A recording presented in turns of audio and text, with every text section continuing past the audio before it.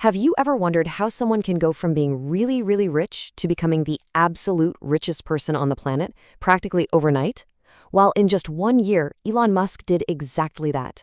He jumped from 35th on the world's rich list straight to number one.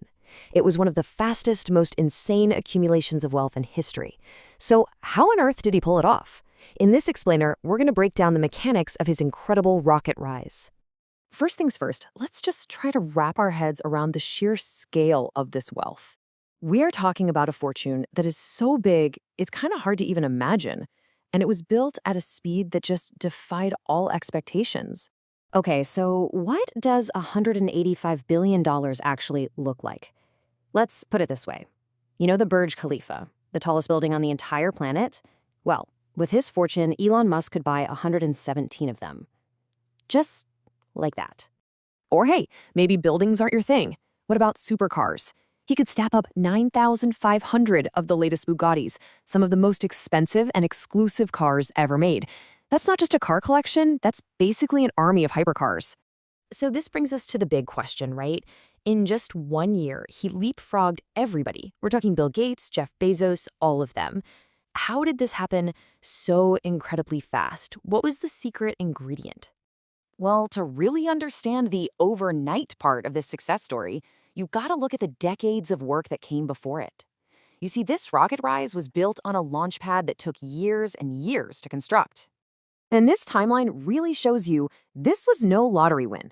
I mean, he started coding and sold a video game when he was just 12.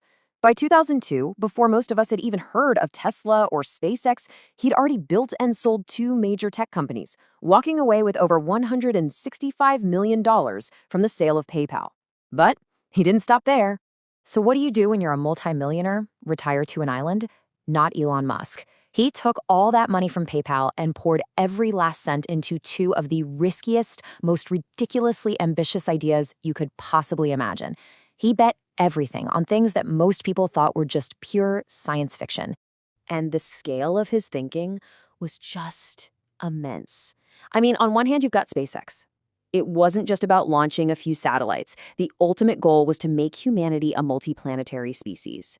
And then there's Tesla, which wasn't just about selling cool electric cars, it was about totally changing how the entire world uses energy.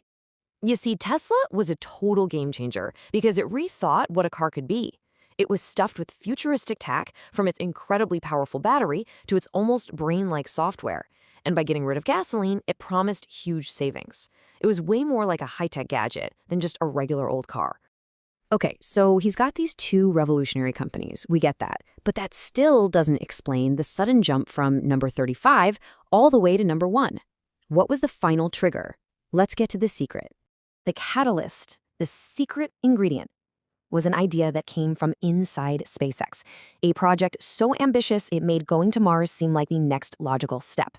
The project was called Starlink, and the goal was to create a massive network of satellites to beam high-speed internet to everywhere on Earth.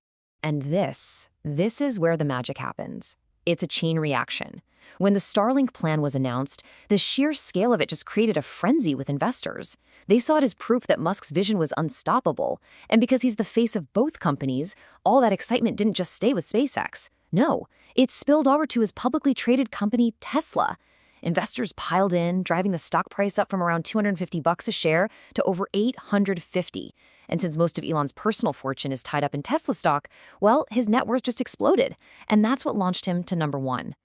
But, the numbers, the stocks, the companies, that's really only part of the story. To really get what's going on here, you have to look at the pretty unique personality of the man himself. He is famously not your typical billionaire, not even close. You don't hear stories about fancy yachts or gold-plated bathrooms. Instead, you hear about him working insane hours and literally sleeping on a sofa at the factory just so he can be closer to the action. And this quote, this pretty much sums up his whole philosophy. For Musk, the real luxury isn't a yacht. It's being right there on the factory floor, seeing the problems with his own eyes. It just goes to show you that for him, it's not just about piling up money. It's about being deeply, physically involved in the act of creating and solving problems. So when you look at this whole incredible story of wealth and ambition, it kind of leaves you with one final thought. When your mission is to put people on other planets and completely revolutionize energy on our own, what's the real price of that? Not just in dollars, but in time, in sacrifice, in pure focus. It's a pretty big question to think about.